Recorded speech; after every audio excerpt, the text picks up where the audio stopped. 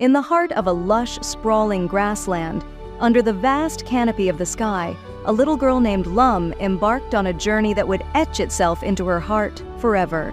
At just 9 years old, Lum was visiting her grandmother's village, a world away from the city's concrete and noise. On this particular day, she and her grandmother were returning from the farm, their baskets laden with the day's harvest. Lum's basket was small, but she carried it with pride, following in her grandmother's steady footsteps. As they walked, Lum chattered excitedly. Grandma, do you think we'll find any wildflowers today? Her grandmother chuckled, her voice warm with affection. Perhaps, child. Keep your eyes opened, and you might spot some. Lum's focus was on the beautiful flowers in her surroundings until at some point, she felt as though she was alone.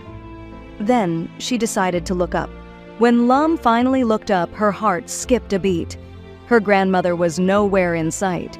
The realization that she was alone, truly alone, struck her with a force that rooted her to the spot. Panic set in, a thick, choking fog.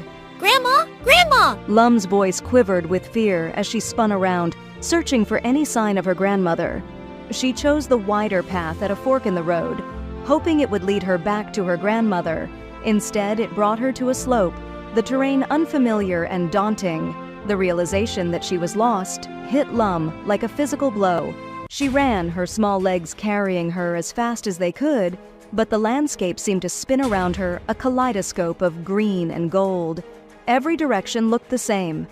Fear gripped her heart as she called out for her grandmother, her voice swallowed by the vastness of the grasslands. Meanwhile, Lum's grandmother, burdened with her heavy basket, had assumed Lum was trailing behind.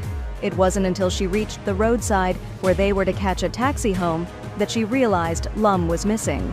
Panic surged through her, a mirror of Lum's own fear. She waited, hoping Lum would appear, but as time ticked by, her worry deepened. Back in the grasslands, Lum's energy waned. Her small body could no longer sustain the panic-driven run. Breathless and overwhelmed, she collapsed, the world around her fading to black. It was the soft nudge of a cow that brought Lum back to consciousness. She opened her eyes to find herself surrounded by a herd of cattle and a Fulani man looking down at her with concern.